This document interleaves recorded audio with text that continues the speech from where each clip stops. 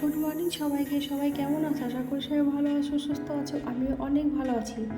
প্রত্যেকদিন তো তোমাদের সাথে রান্নার শর্ট ভিডিও শেয়ার করা হয়, তো ভাবলাম আজকে চলো একটা বড় ভিডিও তোমাদের সাথে শেয়ার করি। যেহেতু বর বাড়ি থাকে না, 9 মাস পরে বাড়িতে এসছে, তো ভাবলাম চলো সব মিলিয়ে সারাদিনে যা যা কাজকর্ম করি সেটাই তোমাদের সাথে শেয়ার করি। বরের সকালবেলা চা খাওয়ার অভ্যেস, তো বর চা বানিয়ে খেয়ে ছেলে মেয়েকে নিয়ে চলে গেছে বাজারে।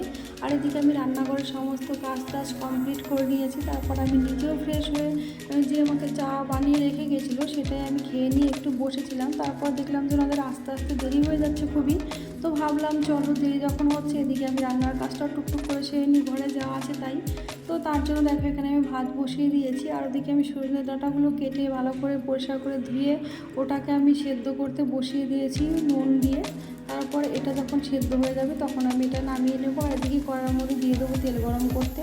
আর এর মধ্যে দিয়ে দেবো 1 চামচ জিরে ফোড়ন। তারপর আমি আলাদা মিক্সিতে সর্ষে, পোস্ত আর হলুদ পাউডার দিয়ে একটা পেস্ট তৈরি করে নিয়েছিলাম, সেটাকে আমি ভালো করে পেস্ট করে ওর মধ্যে দিয়ে দেবো। দিয়ে এটাকে ভালো করে একটু কষিয়ে নেবো নুন দিয়ে। তারপর এটা যখন কষানো হয়ে যাবে তখন এর মধ্যে সেদ্ধ করা সজনে ডাঁটাগুলোকে দিয়ে একটুখানি ফুটিয়ে যখন এটা গামাখা হয়ে যাবে তখন এর মধ্যে চিনি সামান্য একটু আর জিরে পাউডার দিয়ে এটাকে আমি নামিয়ে নেবো। আর এদিকে এটা রান্না করতে করতে আমার বড় চলে এসেছিলো। আর এদিকে দেখো বাজার থেকে অনেক কিছু নিয়ে এসছে, আজকে শোল মাছ, শাক, অনেক কিছুই।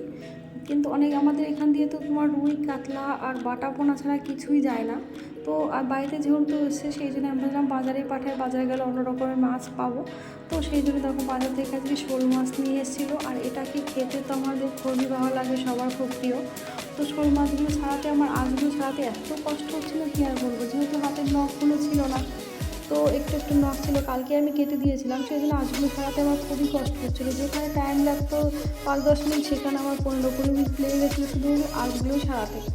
তারপর এদিকে দেখো আমি আঁশগুলোকে ভালো করে ছাড়িয়ে নেবো, আর এটাকে দিয়ে ভাবছি আমি আলু দিয়ে গরম মশলা দিয়ে পাতলা করে ঝোল করবো, মানে রসা টাইপের করবো।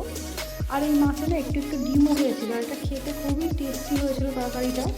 তো এদিকে দেখো আমি তোমার এটাকে ভালো করে ধুয়ে নিয়েছি, তারপর নুন, হলুদ আর লঙ্কার গুঁড়ো দিয়ে ভালো করে মাখিয়ে এটাকে ভাজতে শুরু করে দেবো। আর এদিকে দেখো আমার সজনে ডাঁটাটাও হয়ে গেছিলো সর্ষে পোস্ত দিয়ে, এটাও নামিয়ে নিয়েছি। আর এদিকে দেখো মাছের ঝোলটা আমি বসিয়ে দিয়েছি। আর এদিকে দেখো ডাঁটা নিয়ে এসেছি, ডাঁটা পাতা মানে শাকগুলোকেও আমি ভালো করে তোমার পরিষ্কার করে ভালো করে ধুয়ে কেটে নেব। আর এটা ছিল নোটে শাক, এটা দিয়ে ভাবছি আমি মাছের মাথা দিয়ে করব। আর এদিকে দেখো মানে মাছের ঝোলটা আমার হয়ে গেছিলো, তো এটাকে আমি নামিয়ে নিয়েছি। আর ঝোলটা দেখতে এত সুন্দর হয়েছিল কি বলবো, যেমন দেখতে সুন্দর হয়েছিল তেমন খেতেও খুব টেস্টি হয়েছিল। আর এইখানে দেখো মাছের মাথাটা দিয়ে আমি শাকটা দিয়ে ঘন্ট টাইপের করব। আর এটা খেতেও তো খুব ভালো লাগে, আমাদের ভাই সবাই খুব পছন্দ করে। তো এটাও আমার রেডি হয়ে গেছে। তারপর আমি ভাবলাম যে চলো আজকে যেহেতু রান্না করতে করতে 1-1:30 বেজে গেছে, তো খাবারের পর্ব শেষ করে নিই, তারপরে বাকি কাজ করব। তার জন্য দেখো সকালে কিছুই খাওয়া হয়নি আজকে এমনিতেই, সেই জন্য দেখো এখানে আমি ভাতের সব কিছু নিয়েছি। ভাত, এখানে শাক দিয়ে মাছের মাথা ছিল সেটা, বড়ার জন্য ছিল মাছ ভাজা, আর ডাঁটা দিয়ে সর্ষে পোস্ত করেছিলাম সেটা। আর এই যে সব শেষে আমার শোল মাছের তরকারি। তো এটা দেখতে এত সুন্দর কালার হয়েছিল কি বলবার, খেতেও খুব টেস্টি হয়েছিল। তারপর সব খাওয়ার পর্ব শেষ করে রান্নাঘরে কাজ টাজ করে নিয়েছি। আর এই করতে করতে আমাদের বেজে গেছিলো আজকে 3টে। তারপর এই যে রান্নাঘরে সব কাজকর্ম করে ঘরটাও আমি পরিষ্কার করে নিচ্ছি। এমনিতে আজকে আমার সব কাজ টাজ করতে খুবই লেট হয়ে গেছিলো। তো আর এদিকে আমাদের এখানে জলেরও খুব সমস্যা হচ্ছে, মানে দুপুর হলেই জল আসে না, সকালেও জল আসে না, রাত্রেবেলা জল দেয়। তারপর ঘরটা মুছে আমি চান দান করে নিলাম। তারপর নিজেকে একটু চান দান করে একটু সেজে গুজে বেরিয়ে পড়লাম ঠাকুরের পুজো দেওয়ার জন্য। আর এদিকে দেখো ঠাকুরের পুজো দেবো, তার জন্য আমি ঠাকুর ঘরে সব কিছু ভালো করে ধুয়ে টুয়ে পুজোটাও দিয়ে দিলাম। আর গাছেরই ফুল দিয়ে আমি ঠাকুরগুলোকে সাজিয়ে দিলাম। তারপর আমি এবার পুজো টুজো দিয়ে একটু চলে যাবো ওপরে ছাদে, কারণ আমি যখন ছাদে গেছিলাম তখন দেখলাম যে আজকে ওয়েদারটা এত সুন্দর কি আর বলবো, চারিদিকটা এত সুন্দর লাগছিল, মনে হয় ছাদেই বসে থাকি। কিন্তু কি আর করবো, অনেকদিন পর বাড়িতে এসে সেই জন্য ভাবলাম যে না নিচে গিয়ে একটু গল্প করি, সেই জন্য ছাদ থেকে একটুখানি ভিডিও নিয়ে আমি চলে আসলাম নিচে, কারণ সবাই মিলে একটু গল্প করবো সেই জন্য। নাহলে দেখতে দেখতে আবার মানে কয়েকটা দিন গোনা, তারপর আবার সব মানে টাইমও শেষ হয়ে যাবে, আবার চলেও যাবে। সেই জন্য সবাই মিলে একটু নিচে এসে গল্প করছিলাম। আর এদিকে দেখো আমাদের পোপো কী সুন্দর শুয়ে শুয়ে বাস খেলা করছিল। আর এদিকে ভাবলাম যে গল্প করছি আর একটু চা বানিয়ে নিয়ে যাই, তাহলে আজকে গল্পটা পুরো একদম জমে ক্ষীর হয়ে যাবে।